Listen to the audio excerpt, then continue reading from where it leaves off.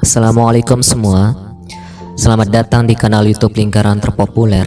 Semoga teman-teman semua yang menyaksikan video ini dalam keadaan baik-baik saja ya. Oke teman-teman, tak lupa kami ingatkan untuk selalu menjaga kesehatan karena pada bulan ini kita menjalankan puasa Ramadan. Insya Allah berkah ya. Ada beberapa pertanyaan yang akan kita lanjutkan dari beberapa orang. Jadi yang akan kita jawab sekarang ini ada dua pertanyaan khusus mengenai perempuan di sini.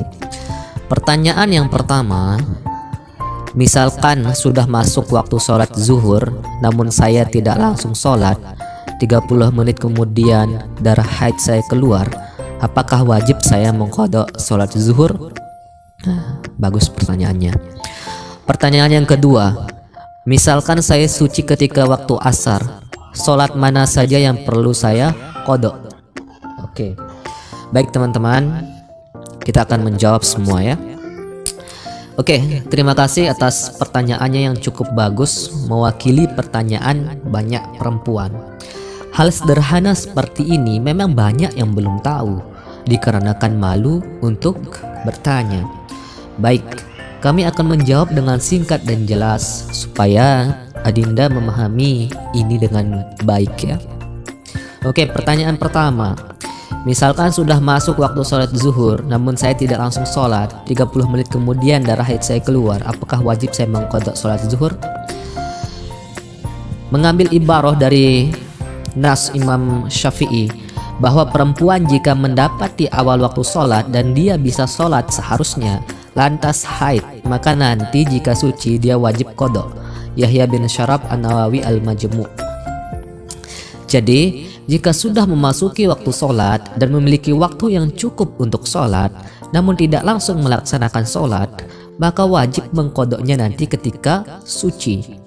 Berbeda dengan kasus misalkan baru azan ini, baru Allahu Akbar, langsung kena haid, maka gugurlah kewajiban untuk mengqadhanya karena tidak memiliki waktu yang cukup. Ada pendapat dari Imam Hanafi, walaupun memiliki waktu yang cukup untuk sholat namun tidak sholat lalu datang masa haidnya, tidak wajib mengqadha waktu sholat tersebut. Namun perlu kita ingat ya teman-teman, di Indonesia ini mayoritas amalan yang kita pakai adalah mazhab Syafi'i. Maka seyogyanya kita memakai itu juga dalam kasus ini. Jangan bertalfik untuk mencari kemudahan. Oke, pertanyaan yang kedua. Apa tadi ya? Ya ini.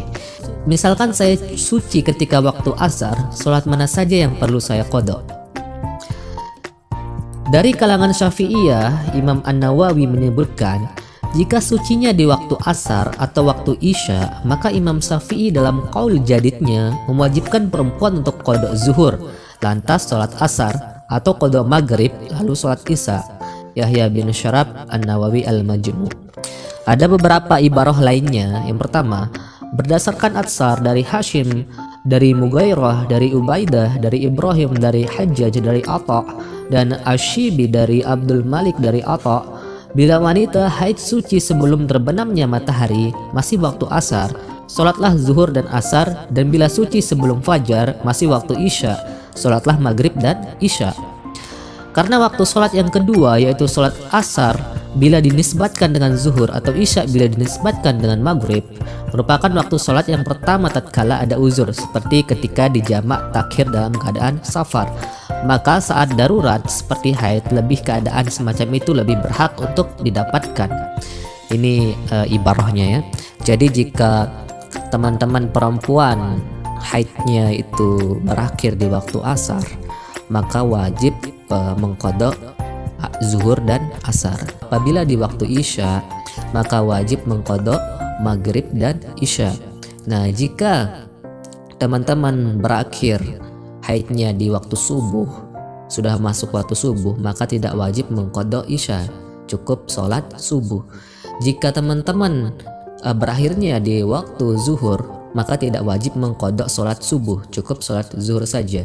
Jika teman-teman berakhirnya di waktu maghrib, maka tidak wajib mengqadha sholat asar, cukup sholat maghrib saja. Jadi ini diambil dari kiasnya orang yang musafir, yaitu jamak. Oke, itu saja video kita pada hari ini.